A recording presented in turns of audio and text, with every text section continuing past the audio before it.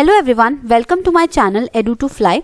In this video, we are going to study the foreign exchange rate, and this is the part 1 of the video.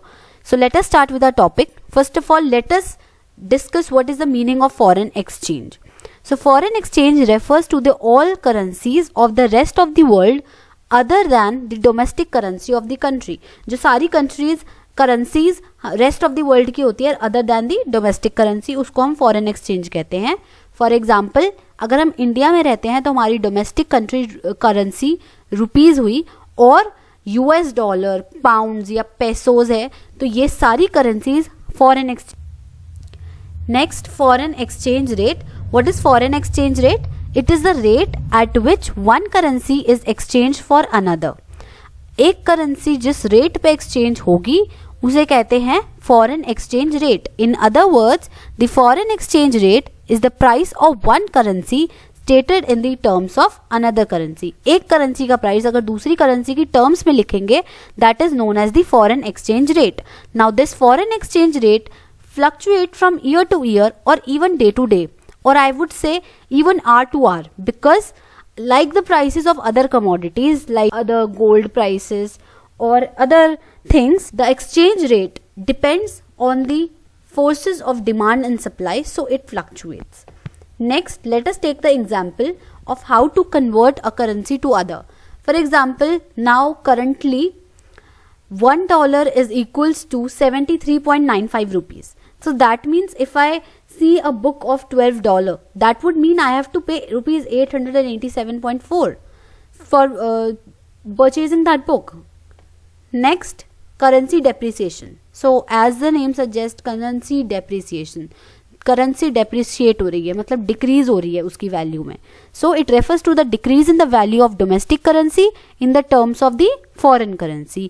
And depreciation का means ये हमारी currency को, domestic currency को less valuable बना रही है, because more of it is required to buy a foreign currency. हमें ज्यादा चाहिए होगा इसको.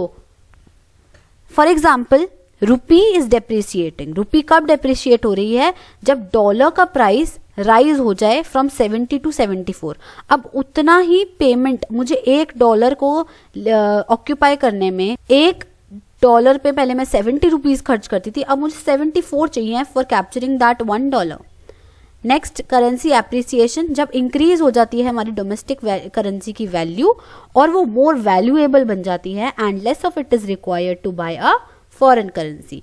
Now example is, Indian rupee appreciate कब होएगी? When the price of $1 falls from ₹74 to ₹70.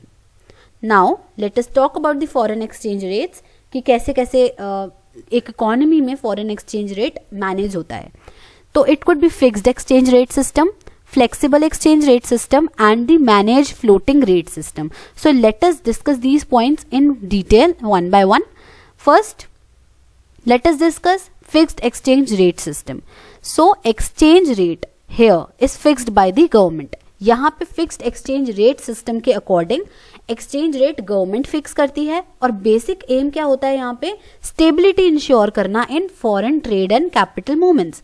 अब for this, government buys foreign currency when exchange rate becomes weaker and sells it when it becomes stronger.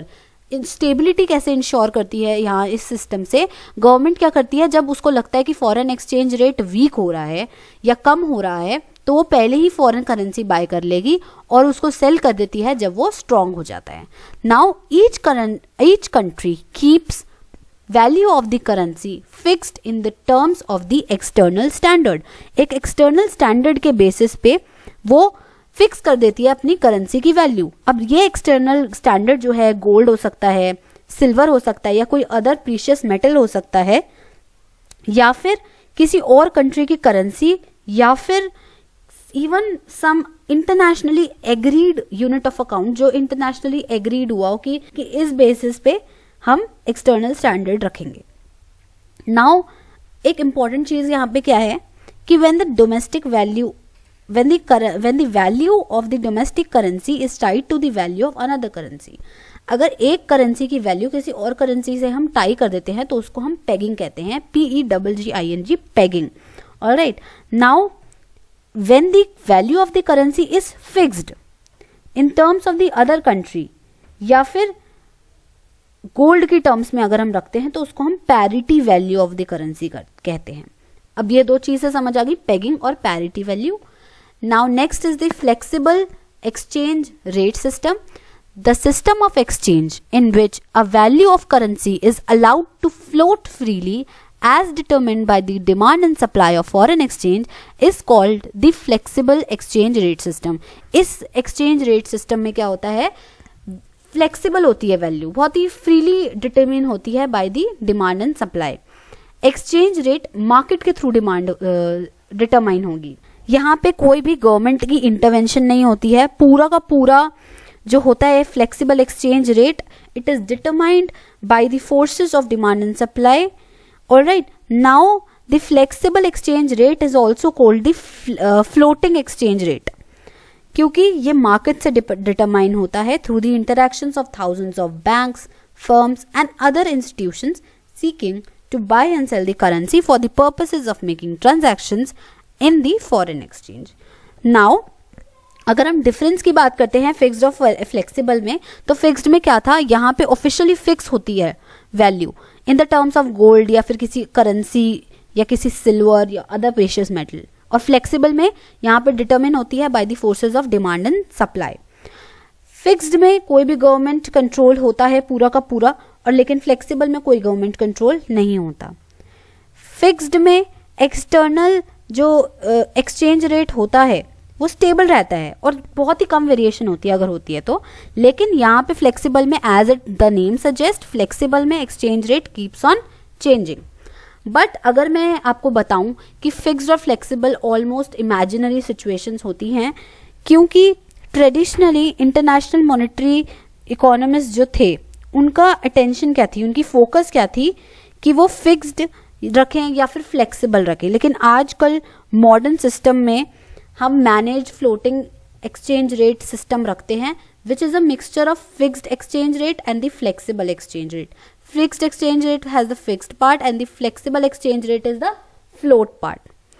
Now here central bank intervenes to restrict the fluctuations in the exchange rate within the certain limits. अब कभी कभार fluctuations बहुत ज़्यादा होती हैं तो central bank intervene करता है कि अगर फ्लक्चुएशंस हो भी रही हैं तो वो किसी सर्टेन लिमिट्स में हो, ठीक है। It is also called the dirty floating, हम इसको डर्टी फ्लोटिंग भी कहते हैं इस सिस्टम को। ये एक हाइब्रिड होता है दोनों सिस्टम्स का, इसलिए। Thanks for watching the video. If you like the video, hit the like button, share with your friends and do subscribe the channel.